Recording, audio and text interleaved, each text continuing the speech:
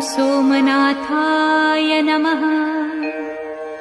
ॐ मल्लिकार्जुनाय नमः। ॐ महाकालेश्वराय नमः। ॐ ओंकारेश्वराय नमः। ॐ वैद्यनाथाय नमः। ॐ भीमशंकराय नमः।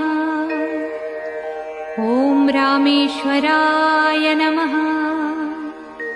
ॐ नागेश्वराय नमः।